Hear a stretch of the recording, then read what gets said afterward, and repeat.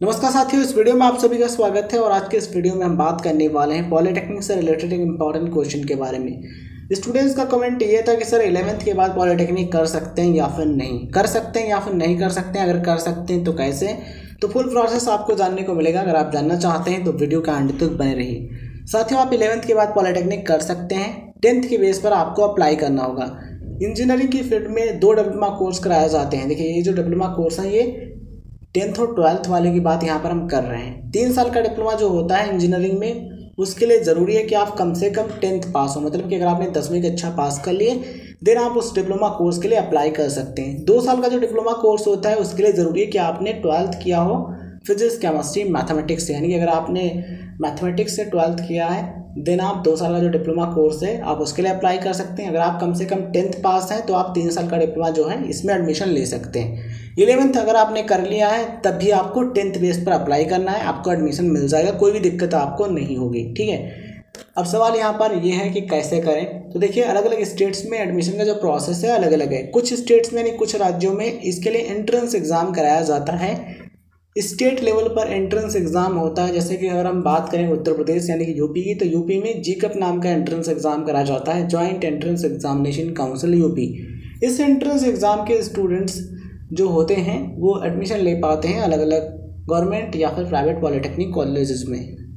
इस entrance exam में पास होने वाले जो स्टूडेंट्स हैं उनको गवर्नमेंट या फिर प्राइवेट कॉलेजेस में एडमिशन मिल जाता है। तो इसी तरीके से आप जिस भी स्टेट में रहते हैं आप पता कर लीजिए कि आपके स्टेट में कौन सा एंट्रेंस एग्ज़ाम होता है, या फिर आपके यहाँ एडमिशन जो है वो 10th के मार्क्स के आधार पर होता है। कुछ स्टेट्स में क्या होता है, 10th के जो मार्क्स होते हैं उनके आधार पर एडमिशन मिल जाता है, वहाँ पर एंट्रेंस एग्जामिनेशन नहीं देना होता। जैसे कि अगर हम बात करें मध्य प्रदेश की, तो मध्य प्रदेश में पहले PPT नाम का एंट्रेंस एग्जाम होता था, प्री पॉलिटेक्निक टेस्ट, बट अब वहाँ पर एंट्रेंस एग्जाम नहीं हो रहा है। 10th के जो मार्क्स हैं उनके आधार पर एडमिशन मिल रहा है। तो आप जहाँ भी रहते हैं आप वहाँ के लिए पता कर लीजिए कि आपके यहाँ एंट्रेंस एग्जाम हो रहा है या फिर 10th के जो मार्क्स हैं उनके आधार पर एडमिशन मिल रहा है। ठीक है, तो 2 तरीके से एडमिशन होता है, विदाउट एंट्रेंस एग्जामिनेशन और एंट्रेंस एग्जामिनेशन। डिपेंड करेगा कि आप कहाँ पर अप्लाई करने जा रहे हैं, कहाँ पर एडमिशन लेने जा रहे हैं। तो आपको 10th बेस पर अप्लाई करना है, देन आपको एंट्रेंस एग्जामिनेशन देना है। अगर एंट्रेंस एग्जाम नहीं होता है तो 10th के जो मार्क्स हैं उनके आधार पर आपको एडमिशन मिल जाएगा। प्राइवेट कॉलेज डिमांड करते हैं कम से कम आपके 10th में 50% यानी कि मिनिमम 50% मार्क्स होने चाहिए।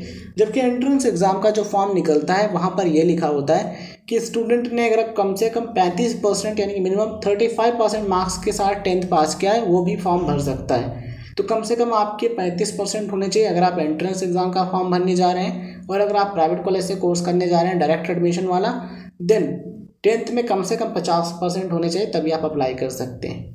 तो ये बिल्कुल डिपेंड करेगा आप पर कि आप किस तरीके से एडमिशन लेना चाहते हैं, कहाँ पर। क्योंकि आप जहाँ पर एडमिशन के लिए अप्लाई करेंगे वहाँ का एडमिशन प्रोसेस आपको पता करना होगा और उस हिसाब से आपको अप्लाई करना होगा एडमिशन के लिए।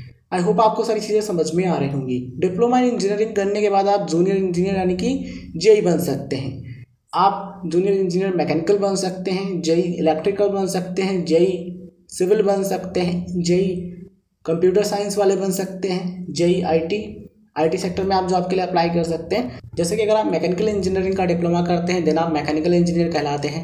प्रोडक्शन में करते हैं देन आप मैकेनिकल प्रोडक्शन इंजीनियर। अगर आप ऑटो में करते हैं देन आप मैकेनिकल ऑटो इंजीनियर। और अगर आप सिविल में करते हैं तो सिविल इंजीनियर। और अगर आप कंप्यूटर साइंस में करते हैं देन आप सॉफ्टवेयर इंजीनियर या फिर सॉफ्टवेयर डेवलपर के तौर पर काम कर सकते हैं। और भी कई सारी जॉब प्रोफाइल्स ऑफर होती हैं, आप उन पर भी जॉब के लिए अप्लाई कर सकते हैं। सो कई सारी ब्रांचेज हैं, आपको जिस फील्ड में जाना है, जिस टाइप का इंजीनियर आपको बनना है, उस हिसाब से आपको ब्रांच चूज करना होता है। उम्मीद करते हैं वीडियो जानकारी आपको पसंद आई होगी। वीडियो जानकारी आपको पसंद आई हो तो इस वीडियो को लाइक करें, उन दोस्तों के साथ जरूर शेयर करें जो कि जानकारी प्राप्त करने में रुचि रखते हैं। और चैनल पर अगर आप नए हैं तो सब्सक्राइब करने के बाद ऑल पर जरूर कीजिए, जिससे आपको वीडियोज का नोटिफिकेशन मिलता रहे। धन्यवाद। जय हिंद, जय भारत।